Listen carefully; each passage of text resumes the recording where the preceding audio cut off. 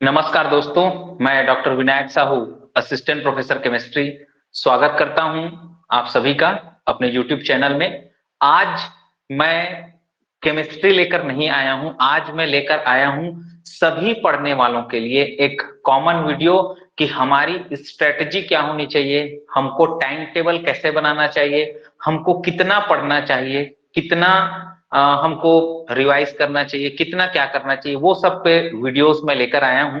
तो कई लोगों का क्वेश्चन रहता है कि टाइम टेबल कैसे बनाएं, कितने घंटे पढ़ना चाहिए, टाइम मैनेजमेंट कैसे करें।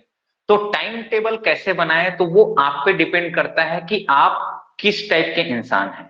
अब आपका टाइप का इंसान बताने का मतलब है, इंसान दो टाइप के होते हैं। इंसान दो टाइप के होते हैं, एक मॉर्निंग टाइप और दूसरा इवनिंग टाइप। मॉर्निंग टाइप का इंसान कहने का मतलब जो बंदा जल्दी सो के जल्दी उठ जाता है। कहने का मतलब जो रात को जल्दी सो जाता है और सुबह जल्दी उठ जाता है, उसको बोलते हैं हम लोग मॉर्निंग टाइप। और इवनिंग टाइप का बंदा उसको बोलते हैं जो रात को लेट तक जागता है और सुबह भी लेट से उठता है, मतलब इवनिंग में उनकी एक्टिविटीज ज्यादा रहती हैं, उनको बोलते हैं हम लोग इवनिंग टाइप।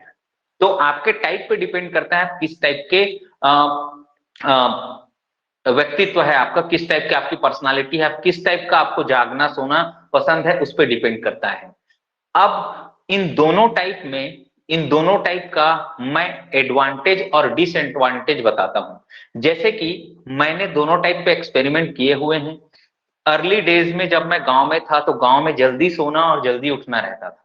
हमारे यहाँ ठंड के दिनों में 6:30-7 बजे खाना हो जाता था और हम लोग 8 बजे सो जाते थे। 10 बजे कोई सो रहा हूं ऐसा किसी के मुंह से स्कूल में जाके सुन लेता था तो अरे बाप रे, इतना लेट क्यों सोते हो ऐसा। फिर धीरे धीरे हम लोग अपडेट हुए, जब शहर में आए 2009-10 में, तो फिर हम 12 बजे तक भी जग जाते थे, कई दिन 1 बजे तक जग जाते थे, कई दिन 2 बजे तक जग जाते थे। तो ये morning type two evening type transition हुआ उस समय। तो हम लोग रात को ज्यादा जगते थे, फिर 8 बजे तक सोते रहते थे। इस कंडीशन में मैंने ये एक्सपीरियंस किया कि मॉर्निंग टाइप जो है वो बेस्ट टाइप होता है किसी भी इंसान के लिए, क्योंकि मॉर्निंग टाइप में आपका प्रॉपर नींद, जो जहां जिस समय आपको सोना है उस समय आप सोते हैं, जिस समय उठना है आप उस समय उठते हैं, आपको कोई भी हेल्थ चैलेंजेस नहीं आते। ऑन द अदर हैंड आप अगर इवनिंग टाइप होते हैं, आप अगर इवनिंग टाइप, मैं अपनी बात कर रहा हूं, मैं इवनिंग टाइप में मैंने क्या एक्सपीरियंस किया कि डाइजेस्टिव सिस्टम प्रॉब्लम क्रिएट करता है, उसके कारण से बहुत सारी परेशानियां, हेल्थ इश्यूज आने लगते हैं और जो कंसंट्रेशन है वो नहीं हो पाता। और ज्यादा रात तक पढ़ने के बाद नींद उतने अच्छे से नहीं आती। मेरा मैं एक्सपीरियंस बता रहा हूं। आप अपने हिसाब से, आपका बॉडी टाइप कैसा है, आपका बॉडी कैसे एडॉप्ट करता है, आप वैसे अपना टाइम टेबल बना सकते हैं। लेकिन मॉर्निंग टाइप अगर करते हैं आप, उसमें कोई भी तकलीफ नहीं है। मैं नहीं बोल रहा आपको कि आपको 4 बजे उठना है, आप 10 बजे सो जाइए, 11 बजे सो जाइए। 6 से 8 घंटे का नींद, 6 से 8, 6 से 7, 6 से 8 घंटे का नींद ले लीजिए। उसके बाद उठ जाइए। ना तो आप एकदम लेट में सो रहे हैं ना एकदम जल्दी उठ रहे हैं, आपका मॉडरेट टाइम टेबल है। आपको पता ही नहीं चलेगा कि आप इतने समय पढ़ लिए, इतना स्कोर कर लिए। मैंने जो अभी एग्जाम्स की मैं बात करूं, असिस्टेंट प्रोफेसर में मैंने फर्स्ट रैंक लाया था। जो 5 नवंबर 2020 को पेपर हुआ था उसमें फर्स्ट रैंक था मेरा। फिर 23 नवंबर 2020 को एक पेपर आया था, असिस्टेंट जियोकेमिस्ट, एक ही पोस्ट था पूरे छत्तीसगढ़ में, उसमें भी मेरा फर्स्ट रैंक आया था। और मैं ये बात कह रहा हूं कि मैंने कभी लेट नाइट पढ़ाई नहीं करी इस एग्जाम के टाइम पे। मैं बिल्कुल टाइम से सो जाता था, 10, 10:30 को। 6 से 8 घंटे की नींद, कभी 7 घंटे, कभी 8 घंटे, कभी 6 घंटे की नींद लेता था। जो जब मेरा मन लगता था कि मैं अब मेरा नींद पूरा हो गया, मैं उठ जाता था और पढ़ाई करता था। मेरे बॉडी को कोई तकलीफ नहीं हुई, कोई शरीर में कोई भी हेल्थ इश्यूज नहीं आए उस समय पे। जबकि मैं लेट नाइट जब जगता था तब इश्यूज आने लगते थे। ठीक है भाई। तो मैं मॉर्निंग टाइप एडॉप्ट किया, मेरे को बेस्ट रिजल्ट मिले। ना तो मेरे को ऐसा फील होता था कि मैं बहुत ज्यादा पढ़ रहा हूं, ना मेरे को, मेरे शरीर को भी तकलीफ नहीं होती थी। तो ये मेरा टाइप था। और कभी भी आप टाइम टेबल जब भी बनाएंगे, टाइम टेबल बनाएंगे तो आप अपने टाइप को डिसाइड कर लें कि आप मॉर्निंग टाइप है या इवनिंग टाइप। उसके बाद पढ़ाई के बीच में अगर डिस्टरबेंस, डिस्टरबेंस कहने का मतलब ये है, अगर एग्जाम सर पे है, एग्जाम के लिए बहुत कम दिन बचे हैं, तो मोबाइल को आप साइलेंट करके रख दें, दूर रखें अपने से या बंद कर दें। आपको जब घर में फोन करना हो या और कुछ काम हो तो आप मोबाइल ऑन कर लें, ऐसा आप कर सकते हैं। और पढ़ाई के लिए कांस्टेंट सिटिंग का देना जरूरी है, तब आपके माइंड में कंसंट्रेशन बनेगा। और लाइब्रेरी जाके पढ़ना ही सॉल्यूशन नहीं है। मैं कभी लाइब्रेरी में पढ़ना प्रिफर नहीं किया हूं, ये मेरी बात है, आप कर सकते हैं, बिल्कुल डेफिनेटली आप कर सकते हैं, लेकिन मैं कभी प्रिफर नहीं किया, क्योंकि मेरे को मेरे रूम में जो माहौल मिलता था, जो शांति मिलती थी, वो मेरे को कहीं नहीं मिलती थी। तो रूम में पढ़ने का मेरा एडवांटेज ये था कि मैं जितना समय चाहूं पढ़ सकता हूं, जो सब्जेक्ट मैं चाहूं खोल के पढ़ सकता हूं। अगर मेरे को 5 मिनट सोने का मन कर रहा है, मैं सो जाऊंगा, खाने का मन कर रहा है मैं खा सकता हूं, और कुछ करने का मन कर रहा है मैं कर सकता हूं। मेरे को लेटे लेटे पढ़ने का मन कर रहा है, मैं लेटे लेटे पढ़ूंगा। मेरे को चिल्ला चिल्ला के पढ़ने का मन कर रहा है, मैं चिल्ला चिल्ला के पढ़ूंगा। मेरे को चल चल के पढ़ने का मन कर रहा है, मैं चल चल के पढ़ूंगा। तो ये पढ़ाई के डिफरेंट डिफरेंट तरीके हैं जिससे आप पढ़ाई को बोरिंग होने से बचा सकते हैं। अगर थ्योरेटिकल है, नींद आ रहा है, आप बुक उठाइए, थ्योरी को बोल बोल के पढ़िए, चिल्ला चिल्ला के पढ़िए, चल चल के पढ़िए, याद हो जाएगा। अगर थ्योरी याद करने में दिक्कत आ रही है तो आप सुबह सुबह थ्योरी को पढ़ें, और जब नींद आता है तो आप न्यूमेरिकल वाली चीजों को या जिसमें डेरिवेशन वगैरह है उसको आप लिख कर देखे, बनाएं। जब भी कभी आप लेजी फील कर रहे हैं तब क्या करें, थोड़ी एक्सरसाइज कर लें, म्यूजिक सुन लें। अब मैं उन सब के बीच आपको एक चीज बताता हूं कि दिन की शुरुआत आप कैसे करें। सुबह उठें, सुबह उठते ही आप फ्रेश होके वॉशरूम से आके आप आधा घंटा कम से कम एक्सरसाइज में दें और 10 मिनट के लिए आप मेडिटेशन करें। आधे घंटे एक्सरसाइज और 10 मिनट मेडिटेशन में दे, काफी हेल्पफुल होगा आपके लिए। आपको कभी भी चिड़चिड़ापन नहीं होगा पढ़ने के बाद, या आपके डेली रूटीन में आप कहीं ऑफिस जाते हैं तब कभी भी चिड़चिड़ापन महसूस नहीं होगा, शांति महसूस करेंगे आप, ये रूटीन रहेगा।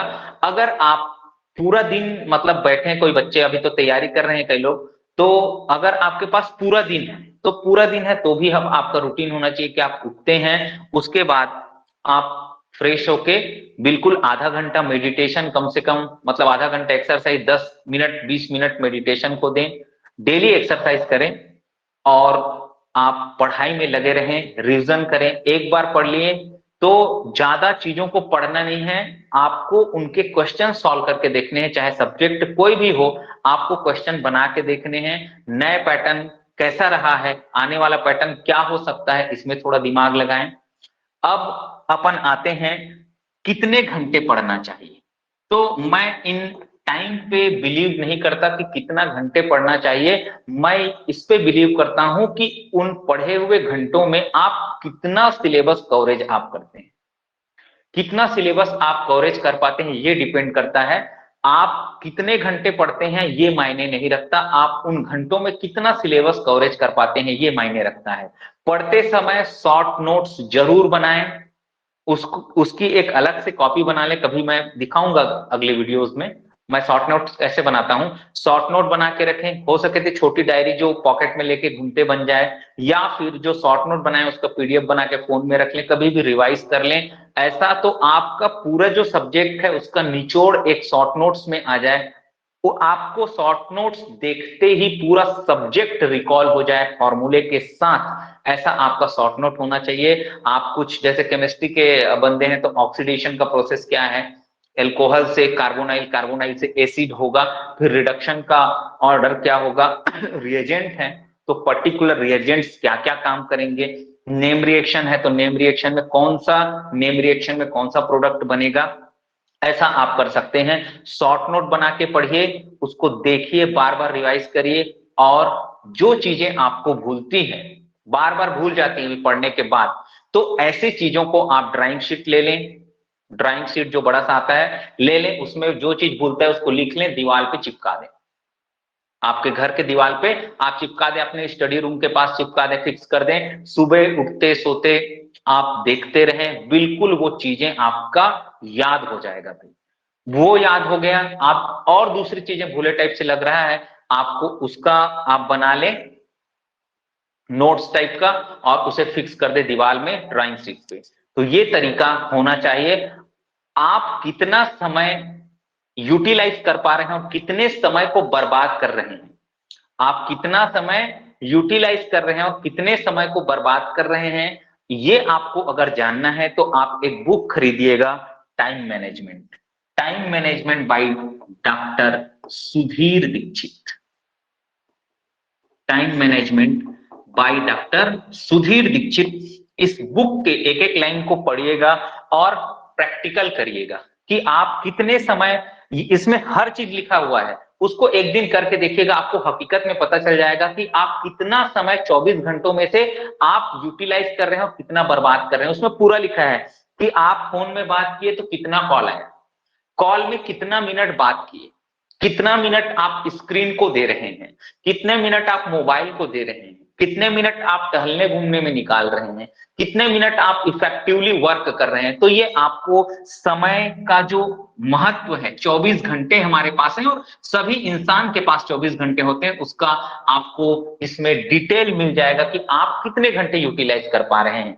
तो आप अपने बर्बाद होने वाले समय को बचा सकते हैं। 120-130 रुपए की बुक है डॉक्टर सुधीर दीक्षित की, टाइम मैनेजमेंट। बिल्कुल एक बार लीजिए, पतली सी बुक है और उसको पढ़िए। और फिर से मैं एक और बुक का बात बता रहा हूं, इन बुक को पढ़ के मेरे को पॉजिटिविटी जिसको बोलना चाहिए वो आया। टाइम मैं बर्बाद कर रहा था फोन में या घूमते हुए, या फिर ऐसे ही सो के समय पास करना, ये सब चीजों से मेरे को छुटकारा मिला। मैं ये टाइम मैनेजमेंट पढ़ा डॉक्टर सुधीर दीक्षित, और मैं ये एक बुक पढ़ा एस हुंडीवाला का है, जितना है तो जिद करो, जितना है तो जिद करो। इसमें यह बताया गया है कि कोई भी चीज, कोई भी सफलता जो है, सक्सेस जो है, ये निरपेक्ष नहीं है, ये क्या है, सापेक्ष है। कोई भी इंसान अपने आप को कैसे कंपेयर करता है, अपने आप को कैसे कंपेयर करता है, जैसे कोई आपका क्लासमेट है, कैसे कंपेयर करोगे आप, मेरा क्लासमेट है वो आज स्कूल का टीचर है, मैं एक इंजीनियर हूं, मेरा भाई आज स्कूल का टीचर है और मैं एक क्लर्क हूं। ऐसे एक दूसरे को कंपेयर करते, तो सफलता कभी भी निरपेक्ष नहीं, ये सापेक्ष है। इसीलिए तो हम एक दूसरे को कंपेयर करते हैं कि आज इस बिजनेसमैन इस पोजीशन पे है, इसके पास इतना है, तो कंपेयर कैसे कर रहे हैं, जिसके पास सबसे ज्यादा है वो सबसे बड़ा रईस है, उसके नीचे जो आ रहे हैं उनका नेटवर्क इतना है। तो सफलता कभी भी निरपेक्ष नहीं है, ये सापेक्ष है। हम भले ना बोलें लेकिन हमारे मन में क्या रहता है, कॉम्पिटिटिव जो भावना है वो रहता है कि भाई अगर मैं पढ़ रहा हूं, मेरा दोस्त ही क्यों ना हो, मेरा दोस्त ही क्यों ना हो, मेरा नंबर ज्यादा आए फिर उसका आए। ये मानवीय प्रवृत्ति है भैया, मेरे साथ भी और सबके साथ भी होगा, है ना भाई। आप 3 इडियट पिक्चर में देखे होंगे, दोस्त फेल हो तो बुरा लगता है, लेकिन टॉप कर जाए तो ज्यादा बुरा लगता है। ये मानवीय प्रवृत्ति है, होती है ये बात, ठीक है भाई। चलिए, तो ये चीजें मैं बताना चाह रहा था आप लोगों को। टाइम मैनेजमेंट के लिए डॉक्टर सुधीर दीक्षित की बुक पढ़िए। और विद्यार्थियों के लिए एक श्लोक कहा गया है, काक चेष्टा बको ध्यानम स्वान निद्रा तथेव च स्वल्पहारी गृह त्यागी विद्यार्थी पंचलक्षणम। मतलब इसमें क्या होना चाहिए, बगुला की तरह आपका ध्यान होना चाहिए, और जो श्वान होता है कुत्ते की तरह आपका नींद होना चाहिए। मतलब थोड़ा भी मूवमेंट हो तो हमारा नींद खुल जाए, ऐसा निद्रा में होना चाहिए। गृह त्यागी आजकल होते हैं सब लोग, हम लोग घर में कहाँ हैं, नौकरी कर रहे हैं तो भी बाहर में हैं, पढ़ रहे थे तो भी बाहर में हैं। अल्पाहारी, खाना कम खाना चाहिए, भूख से थोड़ा कम। तो ये 4-5 लक्षण जो होते हैं विद्यार्थी के, इसमें फॉलो करना चाहिए हमको। जंक फूड से दूर रहें, पढ़ाई लिखाई करते रहें, क्वेश्चन सॉल्व जरूर करें, टेस्ट सीरीज लगाएं, अच्छे नोट्स और अच्छे बुक से पढ़ें, ठीक है भाई। ये मेरा टाइम मैनेजमेंट पे एक वीडियो था कि पूछते रहते हैं कितना घंटे पढ़ना चाहिए, इसमें मैंने एक वीडियो आप लोगों के लिए बनाया। तो आप सुबह और शाम के टाइम बिल्कुल, सुबह के समय बिल्कुल पढ़िए 3 घंटे, शाम को भी 3 घंटे दीजिए। पढ़ाई से जब बोर लग जाए आपको, आप म्यूजिक सुनिए, थोड़ा स्पोर्ट्स पे समय आप पास कर सकते हैं। थोड़ा माइंड को शार्प करने के लिए 5-10 मिनट के लिए आप मोबाइल में गेम भी खेल सकते हैं। ठीक, थैंक यू वेरी मच।